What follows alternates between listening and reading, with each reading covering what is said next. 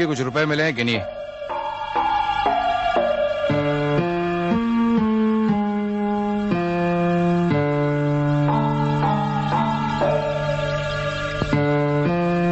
सुकांत सोम। आप क्या कहते हैं? ये 1200 है। मुझे तो लगता है ये आदमी अपने कमरे में आया होगा, कपड़े निकाले और लुंगी बनियान पहनकर लेट गया होगा। रात को किसी ने जरूर खटखटाहट की होगी दरवाजे पर, ये उठे होंगे, बस दरवाजा खुलते ही उसने सीने में छुरा झोंक दिया होगा। ये वहीं के वहीं दरवाजे के पास बस गिर पड़े। खूनी कमरे के अंदर नहीं आया। ये जो सूटकेस में जो आप कह रहे रुपए मिले वो तो सही सलामत है।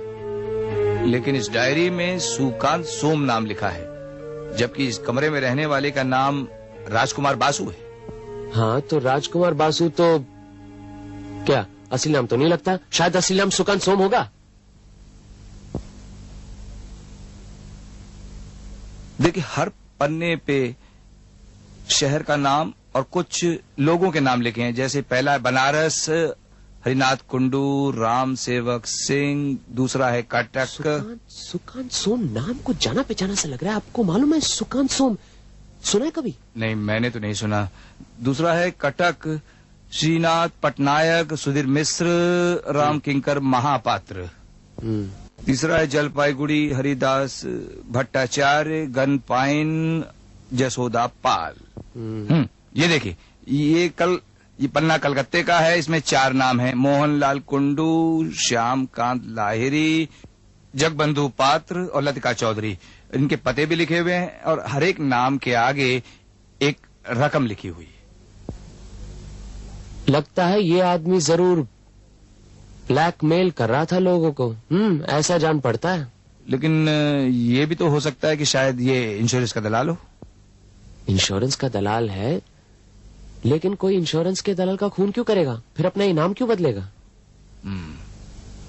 तो आपका ये कहना है कि राजकुमार बासु जिन लोगों को ब्लैकमेल करता था उनमें से ही किसी ने उसका खून कर दिया? ये तो कहा नहीं जा सकता, लेकिन ये जो 4 लोग हैं, शायद इनसे अगर हम पूछताछ करें तो काफी कुछ पता चल जाएगा। चलिए वो 103 में कौन है, उस मेहमान से जरा मिलते हैं। आइए आइए, रखिए अपने पास। आइए। चलिए।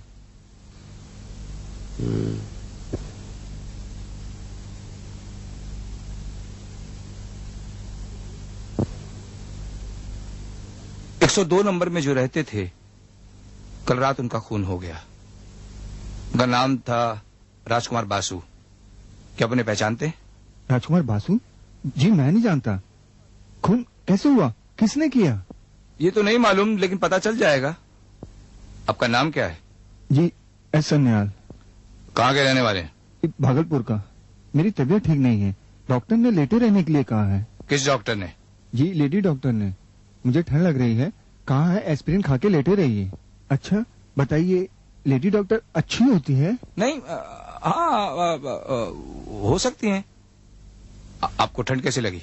जी कल शाम ढलते मैं टहलने के लिए निकला था, बदन पे शॉल नहीं थी, बस ठंड लग गई। आप रात को बाहर निकले थे? नहीं, रात में डाइनिंग हॉल से खाना खा के सीधे अपने कमरे में 9 बजे आ गया, फिर कहीं नहीं गया। आप कलकत्ता कब आए? जी 3 दिन हो गए। आज ही वापस जाने की बात हो रही थी, लेकिन आप कलकत्ता क्यों आए? मेरा घी का धंधा है, गंगूराम को घी सप्लाई करता हूँ। मेरा अक्सर कलकत्ता आना होता है। अच्छा, ठंड लगने से क्या निमोनिया भी हो सकता है? हाँ हो सकता है, लेकिन आपको नहीं होगा। आपकी तो अच्छी खासी सेहत है। आपकी उम्र क्या है? 40। वैसे दिखने में मैं अच्छा खासा दिखता हूँ, लेकिन अंदर से कमजोर हूँ। जरा सी बात पे बीमार हो जाता हूँ। ऐसा क्यों होता है? हाँ ऐसा होता है कभी कभी। लेकिन ये राजकुमार... जी मुझे अक्सर भूख लगती है, कुछ खाने से बीमारी कहीं ज्यादा तो नहीं हो जाएगी ना? गर्म दूध में डबल रोटी डालकर खाइए।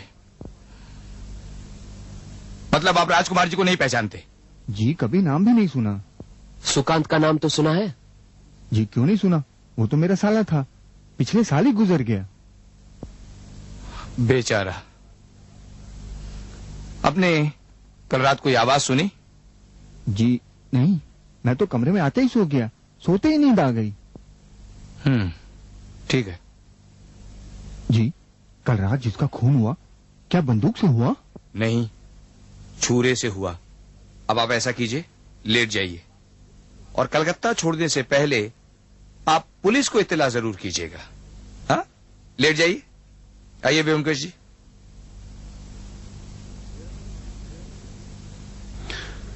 मेरा नाम हरीश चंद्र होड़ है। आपकी उम्र?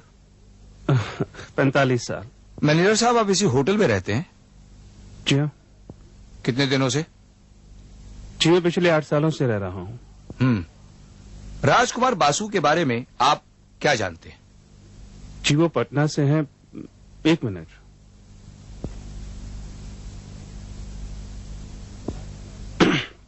जी हाँ, मिस्टर राजकुमार बासु, 7/10 आदमपुर, पटना।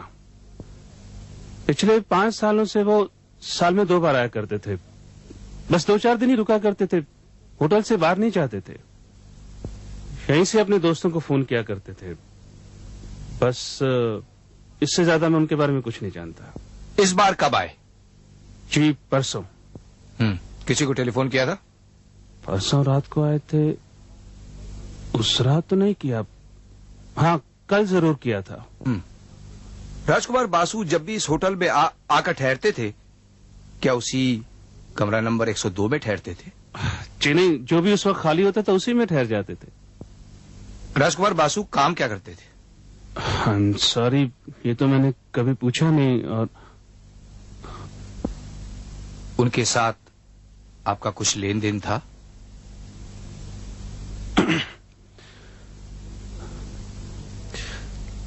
लेन देन तो नहीं था। इस बार उन्होंने मेरे पास 5,000 रुपए जमा करवाए थे। 5,000? इन रुपयों की आपने कोई रसीद दी थी उनको? दरअसल वो पैसे 1-2 दिन के लिए हिफाजत से रखने के लिए देते थे, इसलिए रसीद की कभी जरूरत नहीं पड़ी।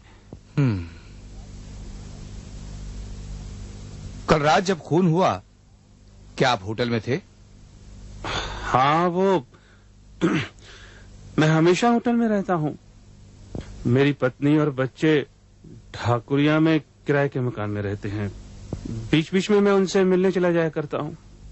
कल भी मैं उनसे 2 घंटे के लिए मिलने चला गया था।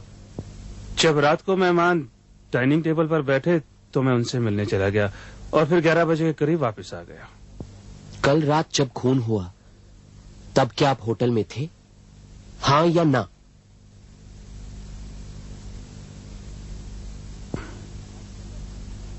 नहीं।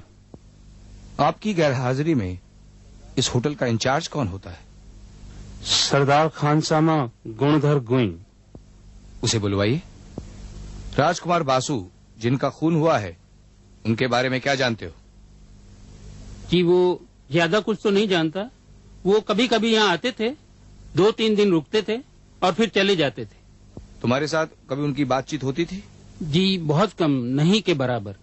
कभी कुछ खाने पीने को मंगा लेते थे, बस और कुछ नहीं। उनकी देखभाल कौन करता था? जी, मैं ही करता था।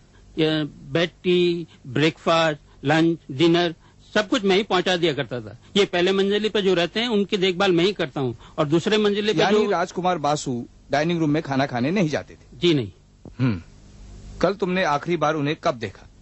जी, 8:45 बजे मैं उन्हें डिनर देने गया। फिर 9:15 बजे मैं जूठे बर्तन उठाने गया, तब वो जिंदा थे। 9:15 बजे वो जिंदा थे? जी। क्या तुम बता सकते हो कि वो डाइनिंग रूम में खाना खाने क्यों नहीं जाते थे? वो तो नहीं मालूम हुजूर, लेकिन उनके चेहरे पे कटे कटे दाग थे। शक्ल जरा यूं ही सी थी, तभी शायद वो लोगों के सामने नहीं आते थे।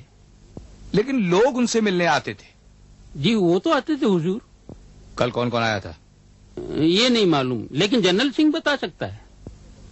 ये जनरल सिंह कौन है? जी हाँ, होटल का दरबान है। वैसे तो उसका नाम रामप्रीत सिंह है, पर सभी उसे जनरल सिंह कहकर पुकारते हैं। तो बुलवाइए जनरल सिंह को। तुम वाकई जनरल लगते